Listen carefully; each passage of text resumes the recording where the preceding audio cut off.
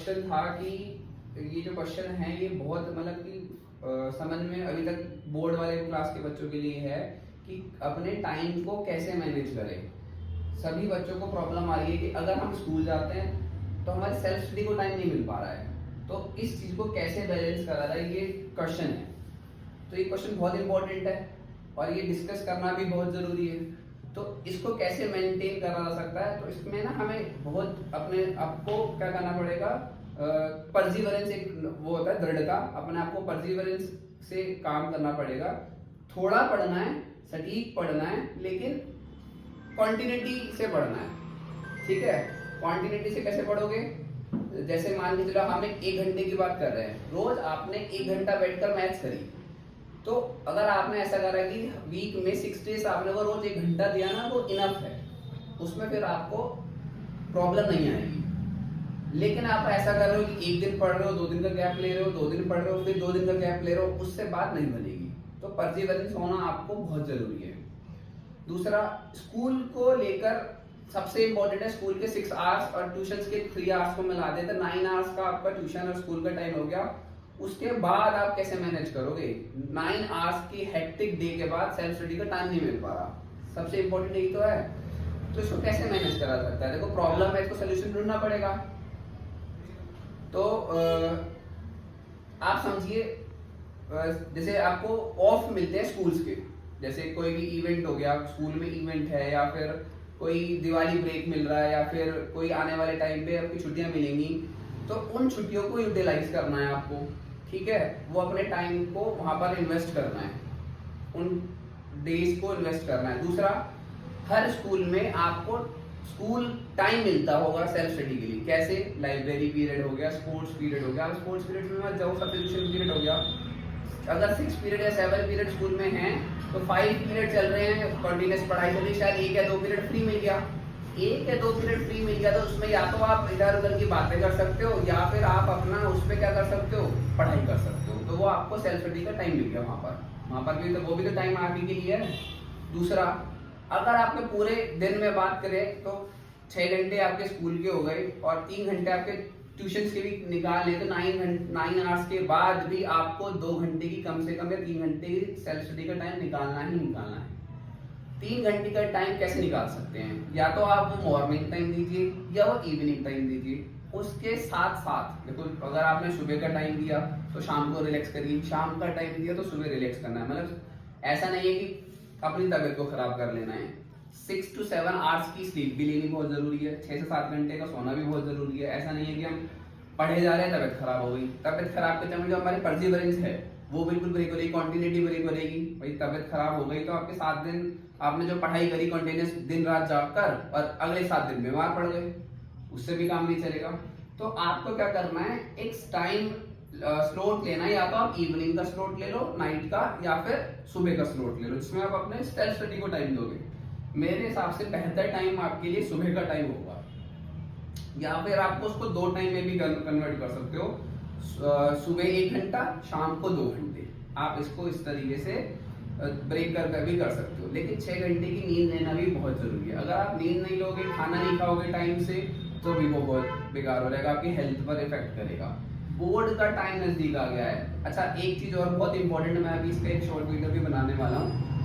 अपने आप को टास्क देना बहुत जरूरी है। जब तक आप अपने आप को टास्क नहीं दोगे ना, तब तक आपका स्कोर नहीं बढ़ेगा। टास्क कैसे दीजिए? जैसे कि अभी आप सबके हाफ ईयरली एग्जाम्स होने होंगे, उन आसपास के स्कूल्स के हाफ ईयरली एग्जाम्स के क्वेश्चन पेपर को करिए, और आपको वैसे करना है जैसे आप बिल्कुल सीरियस होकर आप एग्जाम पेपर में बैठे, एग्जाम बोर्ड में बैठे हैं। उसको उस तरीके से अगर बैठकर टैकल करोगे तो आपको जो एग्जाम फोबिया जो होता है, एग्जाम में बैठने का डर होता है, वो कम होता चला जाएगा। दूसरा, जब भी आप मैथ्स के क्वेश्चंस कर रहे हैं, उसको स्टॉप वॉच लगाकर करिए, टाइम लिमिट में करिए, तो आपका जो वो प्रेशर है, टाइम का प्रेशर है, वो मैथ्स के लिए कम होगा। और आपको क्या करना है, हर एक सब्जेक्ट को इंपॉर्टेंस देनी है, इन की पॉइंट्स पर वर्क करना है, सब सब्जेक्ट्स को फोकस करना है। ऐसा नहीं है कि हम सारा दिन मैथ्स ही पढ़ रहे हैं, साइंस बिल्कुल नहीं पढ़ रहे हैं, साइंस ही पढ़ रहे हैं, इंग्लिश को ध्यान नहीं दे रहे। सभी सब्जेक्ट इंपॉर्टेंट है, सभी सब्जेक्ट्स को टाइम देना है। वो टाइम कैसे देना है, वो आप अपने सब्जेक्ट की हिसाब से दे सकता है कि मुझे मैथ जल्दी समझ में आ जाती है तो मैं मैथ्स को कम टाइम दूंगा, इंग्लिश साइंस को ज़्यादा टाइम दूंगा, या मुझे साइंस जल्दी समझ में आ जाती है तो मैं मैथ्स को ज़्यादा टाइम दूंगा। तो वो आपके ऊपर डिपेंड करता है, ठीक है। तो उस चीज़ को बहुत ध्यान से समझ के चलना है। और कोई डाउट आपके दिमाग में आ रहा हो कि भाई मुझको अभी ये डाउट है, वो कैसे मैनेज करें? वैसे तो मैंने सारे डाउट क्लियर कर दिए हैं इसमें, लेकिन अगर आपको फिर भी कोई डाउट लग रहा है तो बताओ।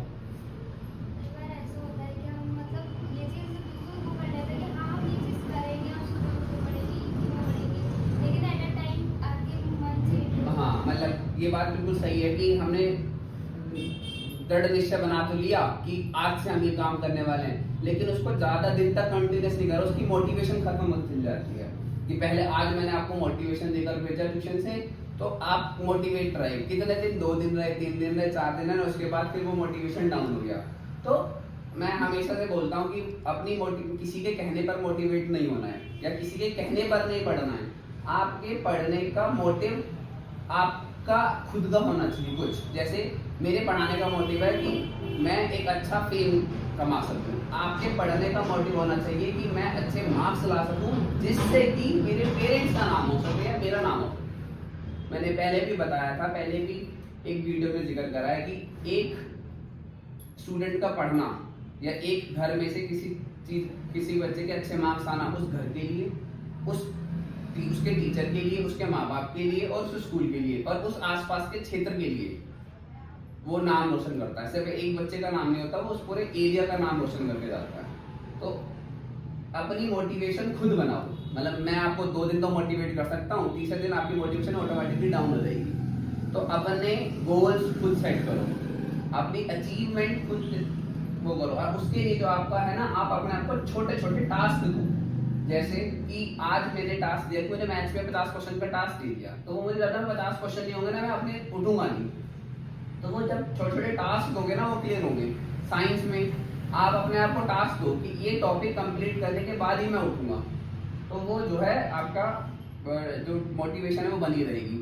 और वीकली टू वीकली हम इस पर बात करते रहेंगे, तो वो आप इस पे फिर थोड़ा सा टाइम मिलेगा आपको, तो करेंगे काम उस पर, ठीक है ना। तो सेल्फ मोटिवेशन बहुत जरूरी है। किसी के मोटिवेट करने से तो 2 दिन रहेगी, 4 दिन मोटिवेशन रहेगी, लेकिन सेल्फ मोटिवेशन काफी लंबे समय तक रहती है। और कोई डाउट? मीनाक्षी, बस टाइम मैनेज करना बहुत जरूरी है, ठीक है। आप लोगों को कोई और डाउट हो तो आप लोग भी पूछ सकते हैं। Thank you so much.